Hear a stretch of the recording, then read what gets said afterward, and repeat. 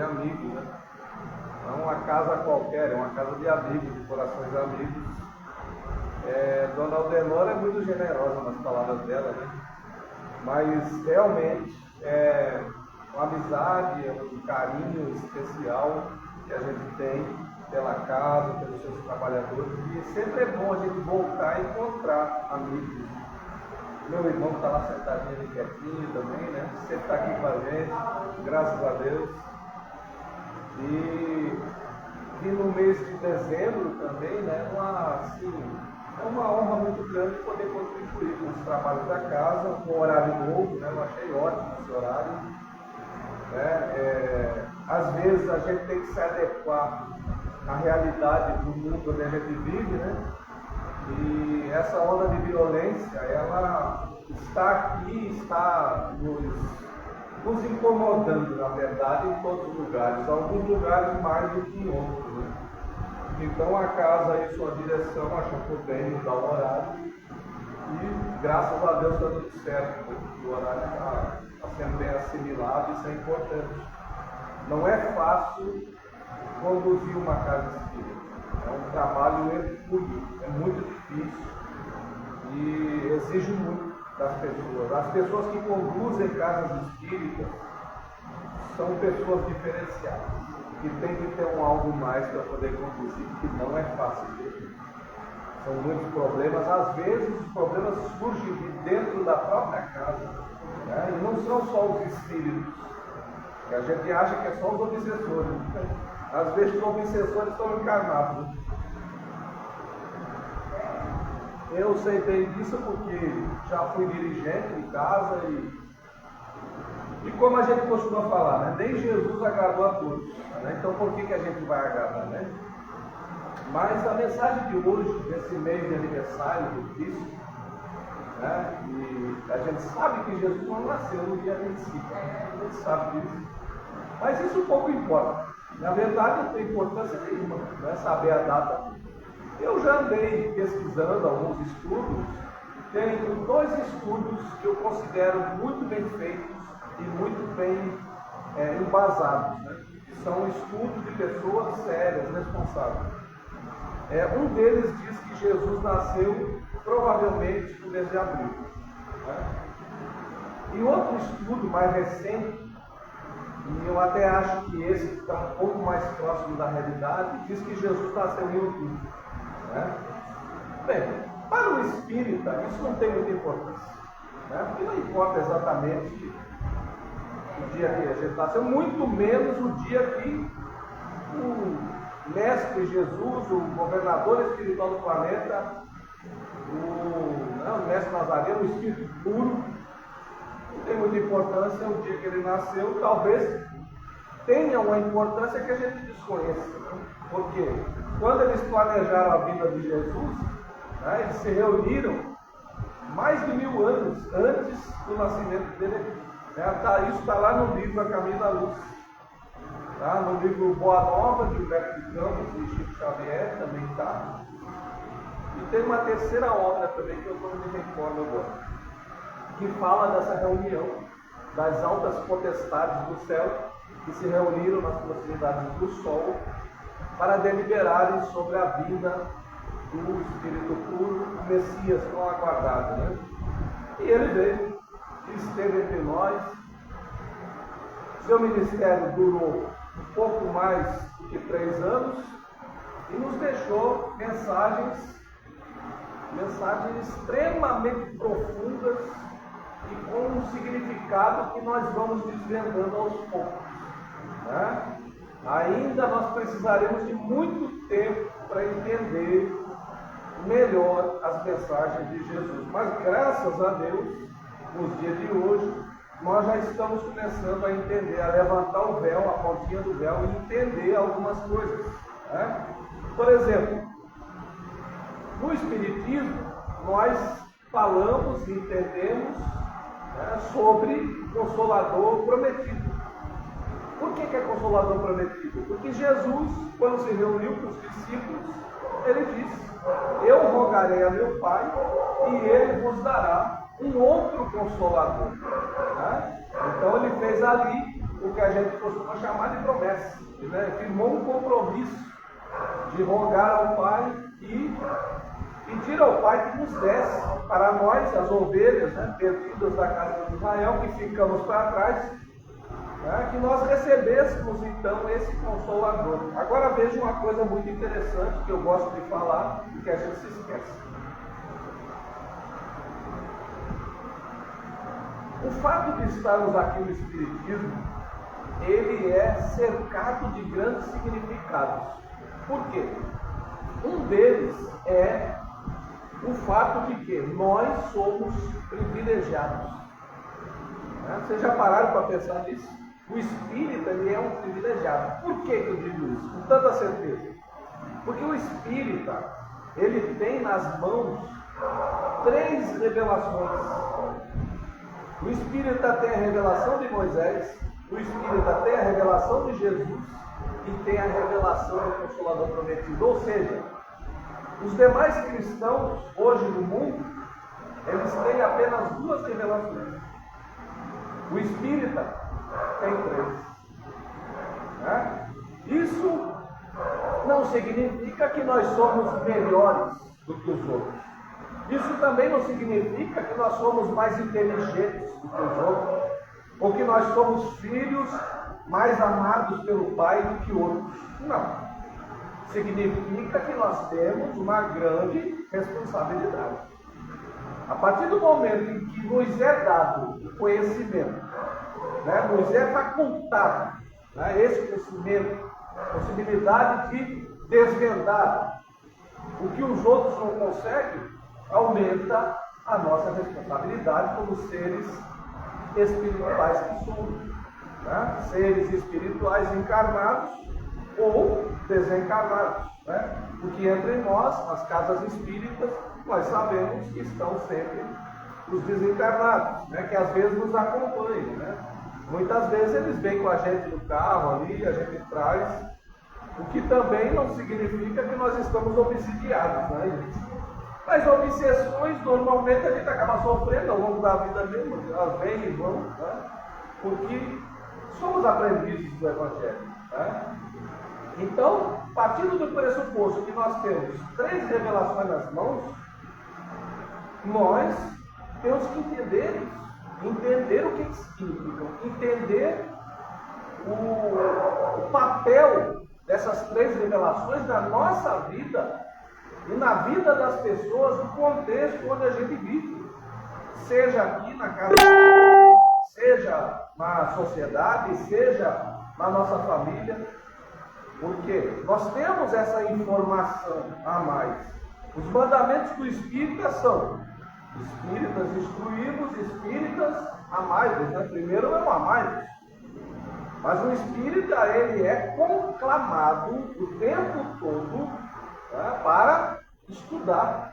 Por que estudar? Estudar o Evangelho, à luz do Espiritismo. Porque Jesus, na revelação que nos trouxe, nos deixou muito conteúdo, nos deixou muitos ensinamentos. E somente agora a gente começa a entender. E pela ótica espírita, o entendimento é muito mais fácil. Por quê? Estudar o Evangelho com os postulados espíritas na mão é extremamente diferente de estudar o Evangelho sem esses postulados. Quais são os postulados? Vamos lembrar. Os postulados principais do Espiritismo. Lei de causa e efeito. Nós temos noção dessa lei. Nós podemos não compreendê-la na sua totalidade, mas nós temos noção que a cada ação que eu pratico corresponde uma reação. Né? Outro postulado, a lei de reencarnação. Né? Daí deriva o conhecimento de que nós somos espíritos imortais, criados um dia simples e ignorantes. E a gente vem, né, por causa dessa lei, em idas e vindas do mundo espiritual, do mundo material, a gente ocupa, né, novos corpos físicos, vive uma existência, volta para o mundo espiritual, se prepara de novo, Deus abençoa, nos permite voltar, a gente volta, E esse é o ciclo reencarnatório. Né? Então é mais um postulado espírita, que a gente olha para o ensinamento do Cristo e entende o que ele está falando de uma forma mais completa. Né? Outro postulado espírita, as leis morais, principalmente a lei do trabalho. A lei do trabalho é aquela lei que muita gente, quando vem do Espiritismo e descobre essa lei, corre do Espiritismo, vai embora e ainda sai falando mal. Né? E ainda sai dizendo que aqueles espíritas são doidos. É tudo doido. Eles dizem que fala com o espírito, eu nunca vi um. É porque ele nunca deve ter se olhado no espelho, né? Porque ele é um espírito também. Né? Mas a lei do trabalho é justamente a consciência que nós temos de que existe uma lei moral que rege a vida de todos nós, de toda a humanidade, e que nos mostra que nós precisamos trabalhar para realizar a nossa reforma íntima. E aí, nesse momento, a reforma íntima é um outro postulado espírita. Então, quando a gente vai lá para o Evangelho com esses postulados e muitos outros na mão, a gente começa a entender o que Jesus fala. Né? O tema de hoje ele está intrinsecamente ligado a uma passagem do Cristo de Mateus, capítulo 11, verso 28, que ele diz assim: Vinde a mim, vós que estáis cansados e oprimidos, e eu vos aliviarei. Né? Todo mundo lembra, aprendei de mim, que sou manso e humilde de coração, e ele continua. Mas analisemos essa frase, né? Vinde a mim, vós que estáis cansados e oprimidos, e eu vos aliviarei. Né? Então a gente necessariamente tira algumas conclusões. Né? Então Jesus está chamando todos aqueles que estão cansados, que vivem na opressão, que não estão bem, que estão vivenciando alguma aflição, alguma dificuldade na sua vida, e não raras vezes nós somos essas pessoas. Porque a nossa vida também é de altos e baixos. Até porque tem outra frase de Jesus que nos explica algo muito importante e o Espiritismo nos permite compreender melhor. Quando ele diz, no mundo tereis aflições, né? Mas tende bom ânimo, eu venci. Quando ele fala que no mundo teremos aflições, é como se ele dissesse, né, como um espírita, ele dissesse assim, ó, olha, você, ô criatura de Deus, Elias Machado, você está no mundo de provas e expiações, criatura. Você não vai ter nesse mundo somente facilidades. Você não vai ter nesse mundo somente alegria, felicidade, você não vai ter. Esse mundo aí que você está, predomina o mal. E é o que a gente aprende no livro dos Espíritos. É o que a gente aprende no Evangelho do Espiritismo, na categoria de mundos habitados. Nós estamos no segundo degrau de mundos habitados. E lá eles nos ensinam de uma forma fantástica que neste mundo de provas e expiações predomina o mal. É o mal que predomina. Então é como se Jesus dissesse, você quer viver num mundo de provas e expiações e quer que predomine o bem? Não vai predominar o bem, porque nesse mundo predomina o mal. Por que predomina o mal? Por que Deus permite? É a pergunta que as pessoas fazem. Elas pegam o espírito e já perguntam lá, você me explica por que Deus deixa o mal acontecer? Ora, isso não tem explicação. Até porque Deus não tem nada a ver com o mal. O mal é escolha humana. É quando o homem escolhe fazer errado, né, em desacordo com as leis de Deus, então ele está praticando o mal. Porque Allan Kardec perguntou isso na questão 621. Né? Onde estão as leis de Deus? Estão na consciência. Né? E ele pergunta sobre a diferença entre o bem e o mal, logo na sequência, lá no início, onde fala de lei natural. Ele pergunta, né, como podemos distinguir o bem do mal? E os Espíritos respondem de uma forma bem simples. Né? Eles dizem, ó, o bem é tudo aquilo que está conforme as leis de Deus, que estão aonde? Na nossa consciência. E o mal é tudo aquilo que está afastado das leis de Deus. Então, o mal acontece no mundo justamente quando a criatura humana, nós, nos afastamos das leis de Deus. É simples. Quais são as leis de Deus? Estão aqui. Mas estão também aqui no Evangelho, estão na codificação, estão nos livros santos, estão lá no Velho Testamento, estão no Novo Testamento.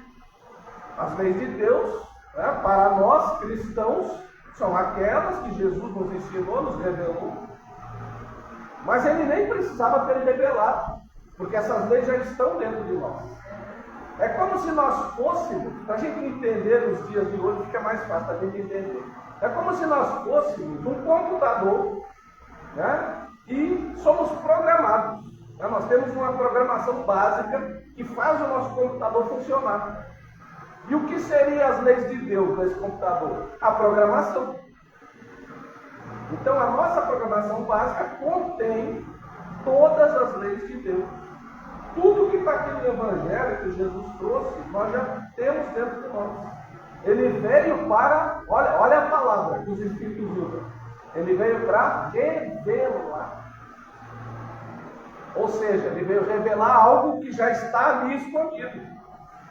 Né? Moisés veio para revelar a justiça, né? Aquele comportamento de justiça. Aí ele veio revelar o que já estava lá. Jesus também, ele veio revelar. A boa nova nada mais é do que revelar o que nós já temos. E o Espiritismo veio revelar também o que nós já sabemos. Ou seja, nós já temos dentro de nós a essência divina. O nosso DNA é o DNA de Deus. Nós não temos DNA material. O nosso DNA é de Deus, é divino. Que nós somos criaturas divinas.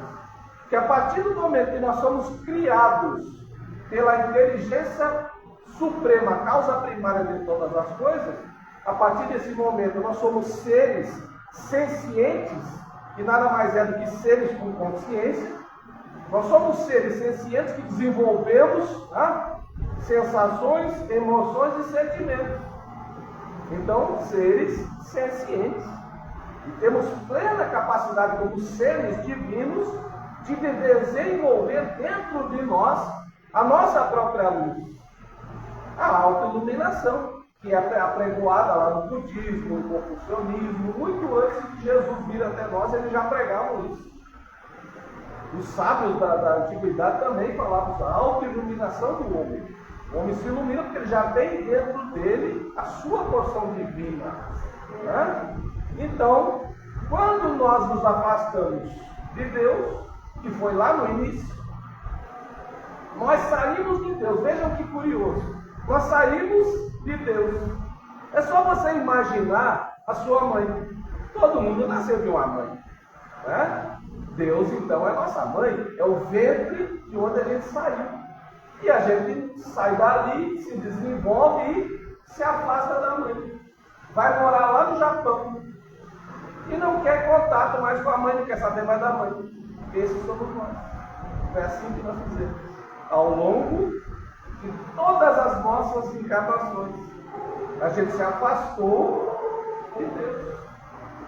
E agora, nesse momento, nós que estamos aqui numa tarde de terça-feira, às 16 horas da tarde, né, nós já estamos buscando esse endereço. Nós estamos buscando o endereço de Deus. Né? Estamos procurando o nosso próprio endereço e, ao mesmo tempo, conectando com Deus. Né? Digamos que o nosso aplicativo pessoal, ele está girando, aquela setinha está girando, para a gente encontrar o Google Maps de Deus, o endereço de Deus. E, ao mesmo tempo, encontrar o nosso endereço de seres divinos. Veja o que Jesus disse. Vamos para as palavras de Jesus, ele confirma tudo que a gente está falando. Ele disse assim, no Sermão do Monte. Ele disse assim, vós sois o sal da terra. O que é ser o sal da terra? Ser o sal da terra é dar tempero. O sal é um tempero. Uma coisa bem simples. Ele usava ali o cotidiano, né, das pessoas. Ele tinha que falar dessa forma para as pessoas entenderem. Então, a partir do momento que nós somos o sal, a gente pode dar o tempero na vida. E o que o tempero faz na comida? Deixa a comida melhor. Né? Uma comida sem sal, a maioria das pessoas não gosta. Claro que a gente não vai salgar demais também, né? Porque tudo que é demais enche. Mas a gente pode dar um temperinho na vida. É isso que ele está falando. Nós temos essa capacidade e nós não usamos. A gente pode melhorar a nossa vida. Depende das minhas escolhas.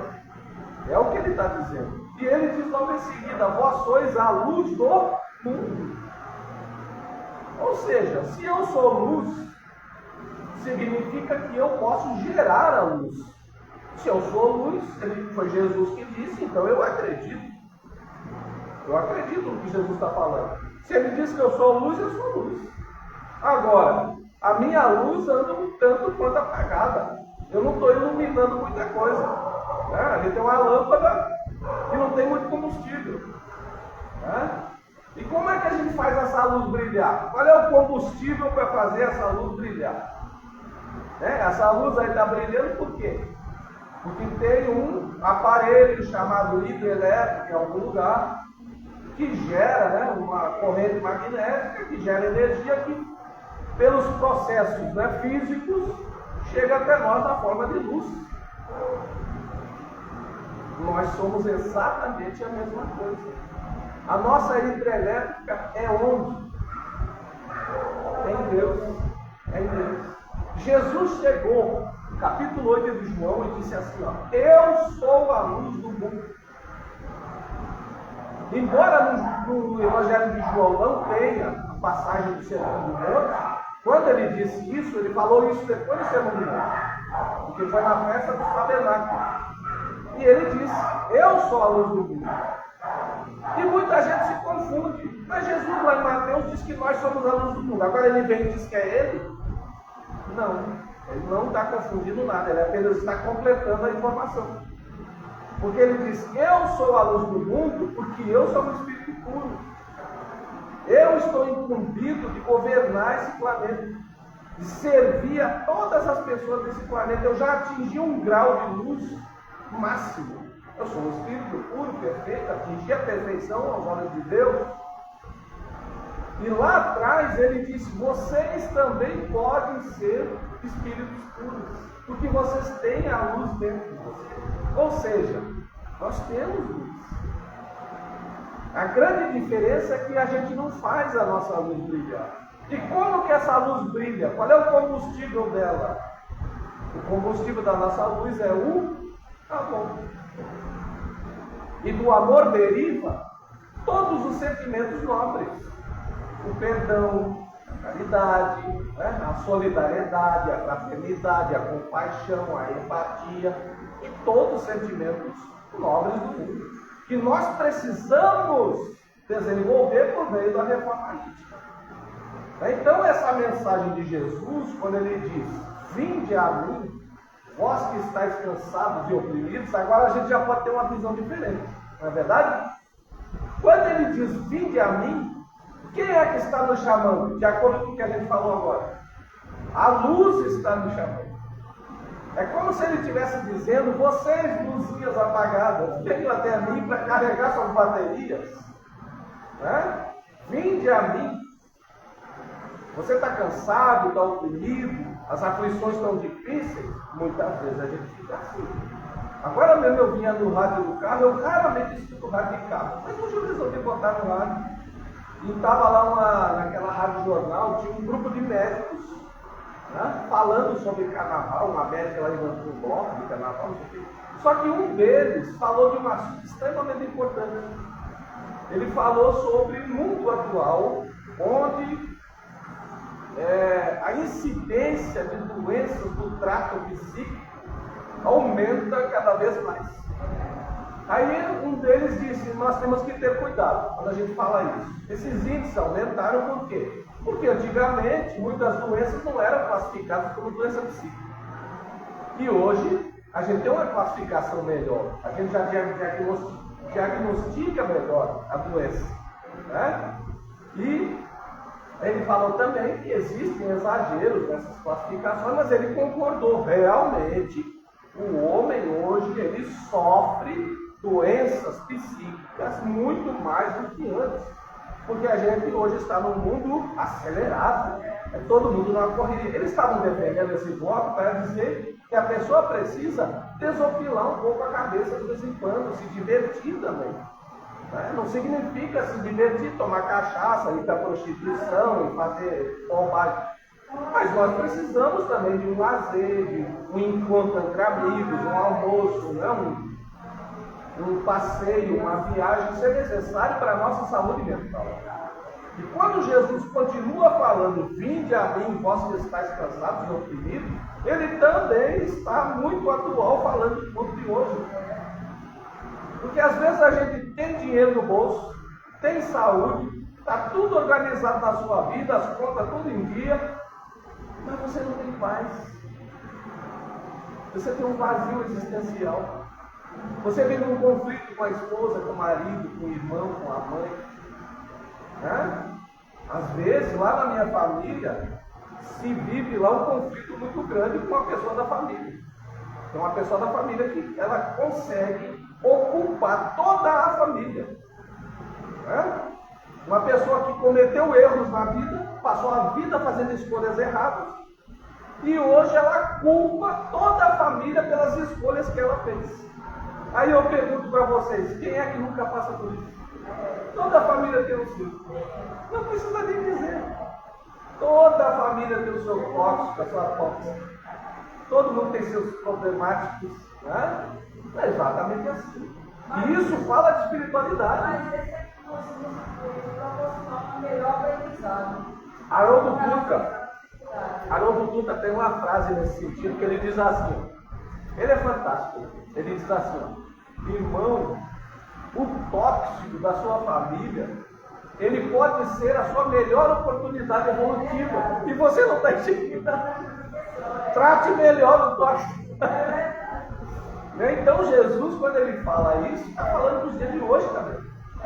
Lembram que ele falou no Evangelho? Que seus filhos e filhas profetizarão, que no sinal dos tempos, os filhos vão profetizar e muita coisa vai acontecer, e você vai perceber. O que Jesus está falando especificamente ali? Ele falava de transição. É porque a gente tem mania de querer destruir o planeta Terra. A gente adora Apocalipse. A gente quer porque quer que o meteoro bata na Terra e mate todo mundo. Quer ver o filme, a gente quer que aconteça na vida real para ver como é que é.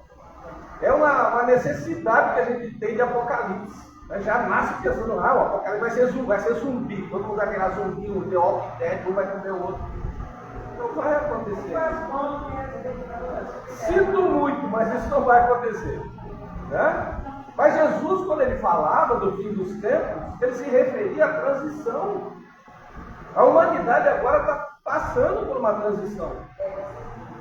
Nós estamos saindo de um mundo de categoria segundo degrau, indo para um mundo categoria terceiro degrau, onde vai predominar o bem. No mundo de regeneração, que na verdade é um mundo de as pessoas estacionarem, para recuperar as energias, os espíritos ali, esse espírito está se recuperando. É um mundo onde predomina o bem, e a pessoa, uma pessoa que nem eu, assim, um ser umbralino, quando chega num mundo desse e vai fazer o mal, fica com vergonha, porque a maioria não faz. Vai passar a maior vergonha aquele que faz o mal. Esses políticos corruptos de hoje em dia vão passar vergonha no mundo de regeneração. Porque todo mundo vai saber. E vai olhar e vai lamentar. Vai dizer, poxa, coitado, ainda ele pratica o mal, ainda coitado. Nós estamos numa transição. Quando que vai acontecer essa transição? 100%. Ninguém sabe. Ninguém sabe. Nem os espíritos sabem. Por isso que quando a gente vê na internet alguns médios desavisados falando que daqui a 50 anos, 30 anos, 20 anos, isso é conversa para boi dormir, gente. Tire desse vídeo e assista outro, viu? Porque isso aí está errado. Espírito responsável, espírito superior, nunca ele fixa a data. Ele fala de períodos, Nesse período está acontecendo a transição. que nós somos levados a crer que a transição começou exatamente com o advento do Espiritismo. Porque ele faz assim, no entendimento da vida. A gente de repente olhava para si mesmo, apenas como matéria, pensava no céu e no inferno, daqui a pouco você descobre que existe um mundo todo ao seu redor. E que a vida espiritual é muito mais organizada do que a gente imagina. E que a gente vai para lá e volta, existem colônias. Então se desvendou um mundo que muda completamente a concepção que a gente tinha da vida.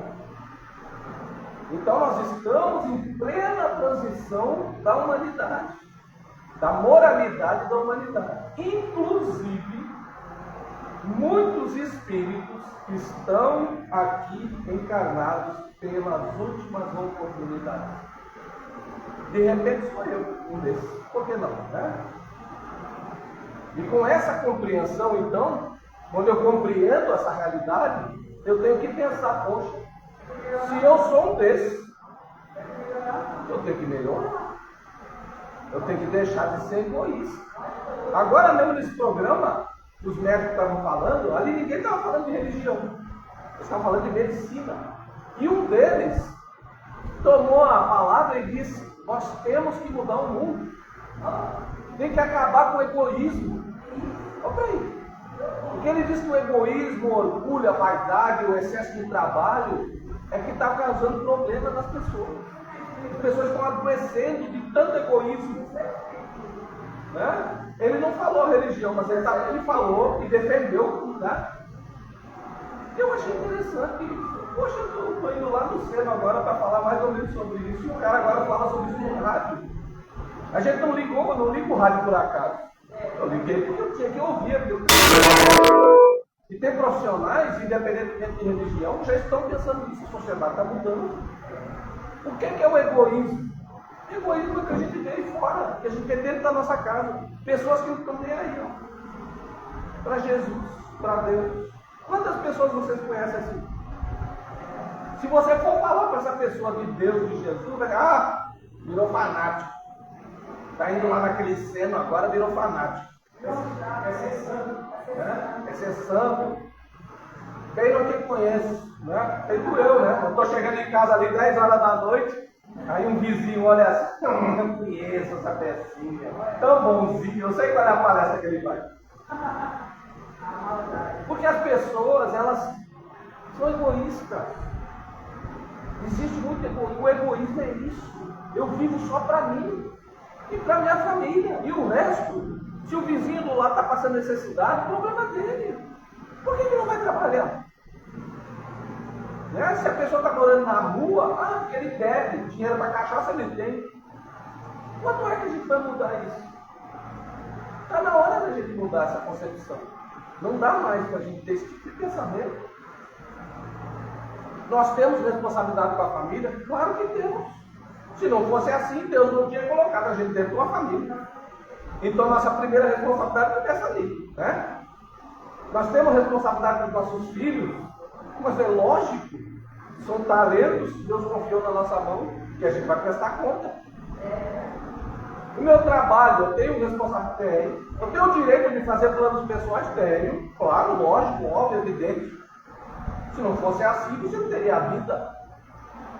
Então, precisamos compreender que quando Jesus fala em desapego, quando ele falou lá para o jovem mancebo rico, vende tudo, não falando da pessoa se desfazer, trocar tudo na rua que tem. Não.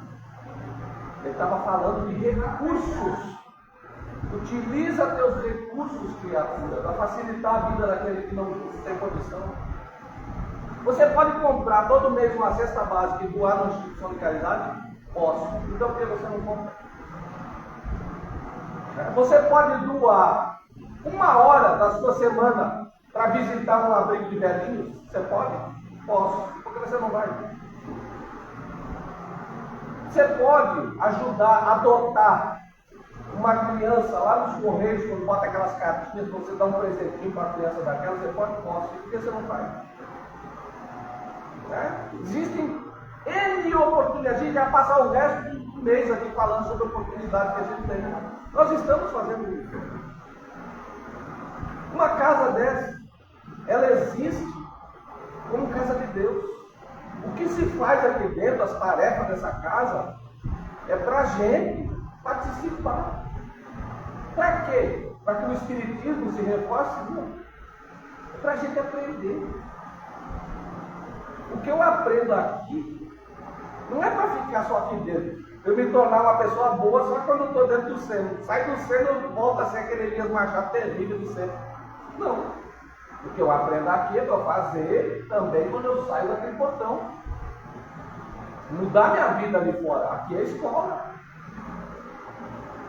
Então Jesus, quando ele fala, quando ele faz esse chamado de nós estarmos cansados e oprimidos, ele nos chama para entender o evangelho dele. Ele está dizendo: venha, criaturinha, venha, meu amiguinho, minha amiga, venha praticar o que eu estou ensinando. Eu falo em perdoar, 70 vezes, 7 vezes você está perdoando. Porque a gente abre a boca para dizer: ah, eu não aguento mais essa vida que é muita dificuldade. Porque nós só pensamos nas impossibilidades. E o Espiritismo nos convida para a gente pensar nas possibilidades, nos recursos que nós temos. Eu não tenho R$1 milhão, mas eu posso ter R$500 na minha conta. Vamos ver o que eu posso fazer com R$500. Não tem que ficar pensando no 1 milhão, tem que ficar pensando nos 500 que eu tenho e ver o que eu posso fazer com aqueles 500.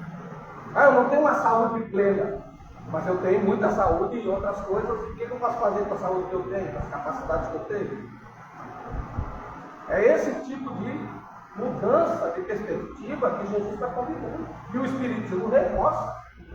O Consolador prometido, ele veio aquecer o coração da humanidade de novo. O homem estava com o coração frio pelos abusos da igreja, pelos abusos da reforma. Estavam sendo praticados abusos e os pensadores, os intelectuais olharam assim: poxa, eu não tenho a minha expectativa mais. Que Deus é esse?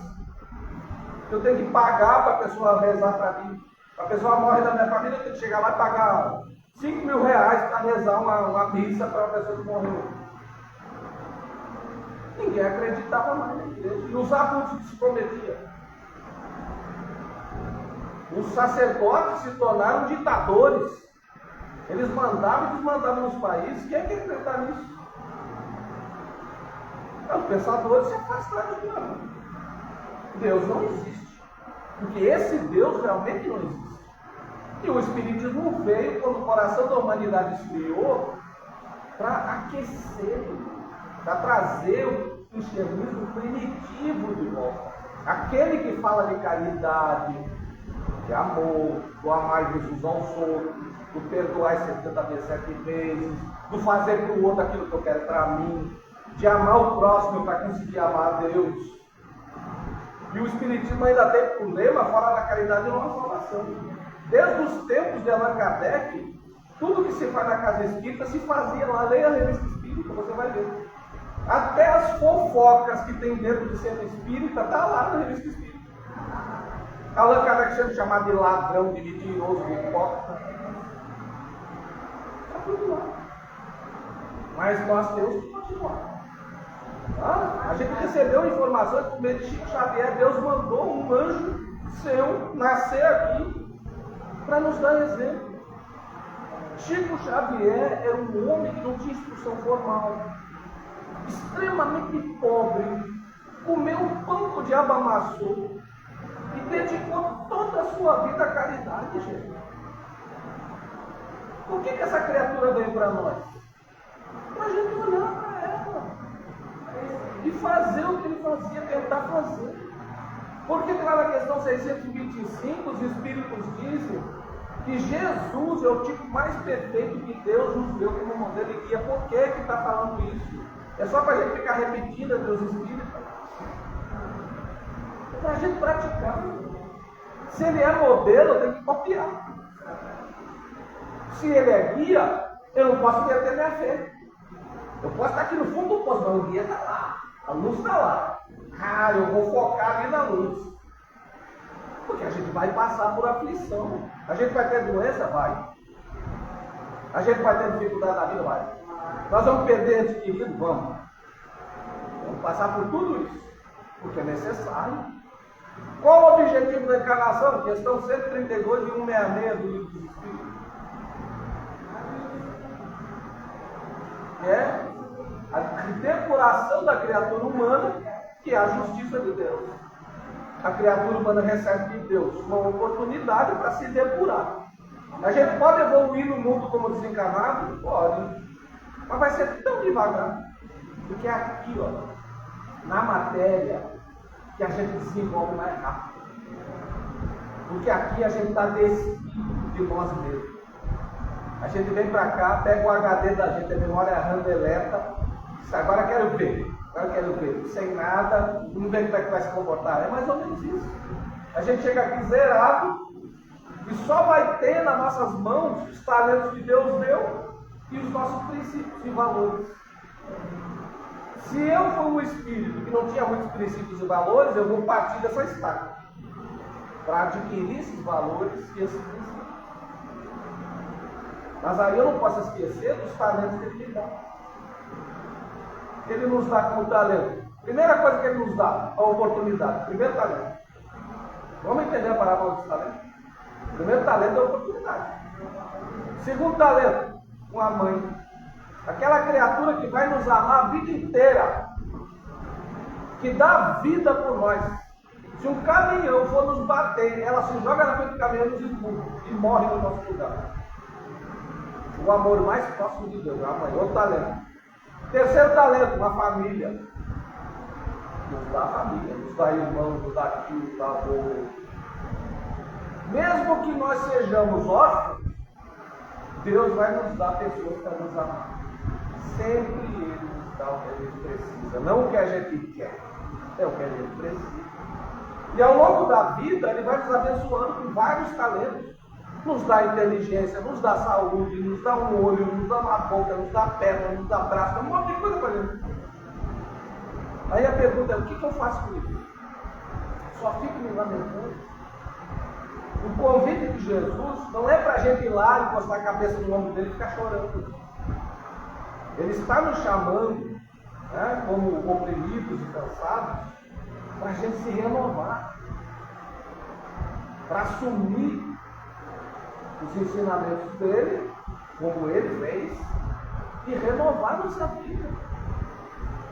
Nós não estamos aqui para ficar se lamentando o tempo todo, estamos aqui para trabalhar em nós mesmos. Porque a lei do trabalho e a reforma íntima não é para a gente fazer nos outros, é para fazer na gente mesmo. Você pode mudar o mundo ao seu redor? Pode. E como é que eu faço? Mude a si mesmo. Procure se conhecer.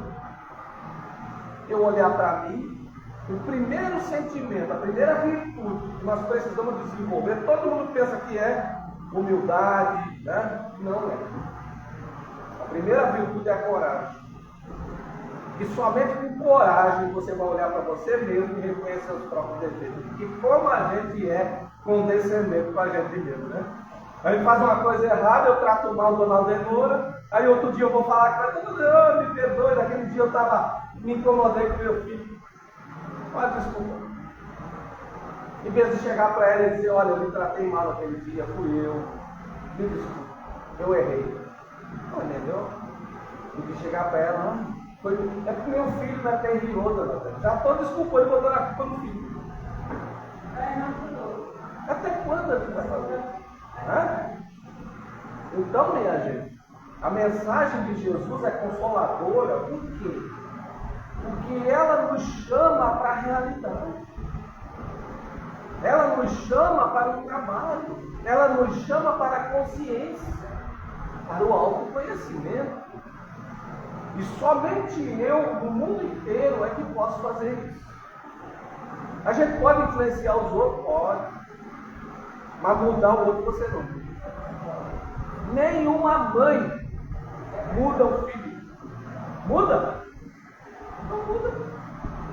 Me traga uma mãe que mudou o filho aqui. Eu quero conhecer. Não muda. Só muda o filho quando ele quer mudar. Quer ver um monte de mãe que não desiste dos filhos? Vai no amigo Bruno no dia de quarta-feira, você vai ver. Amanhã é dia de visita. Está lá as mães, não desistem dos filhos, tentando mudar os filhos. É mãe evangélica, é mãe católica, é mãe espírita, que leva uma mensagem para o filho, que diz que o filho é inocente, que vai lá, que abraça, é o bebezinho dela que está ali dentro, que está no desejo. Imagina se Deus não permitisse que aquelas criaturas tivessem mãe. O que seria dela? Então, cada um só muda quando quer. Tem presos lá dentro que mudam? Tem. Tem muitos que se transformam, sai da cadeia e se transforma a vida. É difícil? Ninguém está dizendo que é fácil. Mas consegue. Todos nós aqui conhecemos casos e mais casos das famílias. Na minha tem um monte de pessoas assim. Tem pessoas que mudaram e outras que não mudaram. Continuam do mesmo jeito. Eu tenho pessoas na minha família que têm a minha idade. E continuam exatamente do mesmo jeito quando era criança. Aquelas malas sem alça, continua mala sem alça. Não tem uma evolução. A pessoa está estacionada no tempo. E está Jesus lá chamando o tempo todo. Vinde a mim. Vem, ovelha perdida. Eu vou te aliviar. Porque tem gente que prega aí fora, que basta você acreditar em Jesus e tudo está resolvido na sua vida, e não é assim, isso é mentira. Você vai tapar o sol com a peneira e jogar sujeira para baixo do tapete. Um dia aquela sujeira vai aparecer. Não adianta. Jesus falava, um dia a verdade vai aparecer na luz. A luz revela tudo. Então, a proposta do Espírito é justamente essa. Nos consola, por quê? Porque nos mostra a verdade. Essa é a consolação. É consolador por causa disso. Uma das primeiras coisas que a gente aprende no Espiritismo é que a vida continua. Tem muita gente que perde um ente querido e vai para o Espiritismo para ouvir uma mensagem. E ouve, muitas vezes ouve. Eu já participei de eventos de cartas consoladoras. Teve um que me marcou bastante lá no Grupo Espírita Serra de Deus. Eu fui convidado e estava lá aquele médium mineiro, não sei o que, Noronha, não lembro exatamente o primeiro nome dele, Oswaldo Noronha, coisa assim. E ele passou das 7 horas da manhã até 7 horas da noite, recebendo cartas psicografadas. Não sei nem como é que ele é grande. Sabe quantas pessoas tinha ali, gente? Foi estimado que havia 1.500 pessoas. E nós oradores fomos convidados para quê? Porque a gente ficava se revezando. Um orador ia ali para o púlpito. A primeira delas foi uma mãe e um pai que se aproximaram do palco. A gente estava ali atrás. E se aproximou, a mãe que estava casada. Eles tinham perdido uma criança de 9 anos. Escrever a vida deles. Olha, diz para Beltrano isso, diz para fulana isso, que ela tinha outros filhos. A mãe começou a se salvar. E ele foi falando coisas da intimidade ali. Somos espíritos, a gente vem de lá para aqui. Estamos aqui para aproveitar essa vida, gente.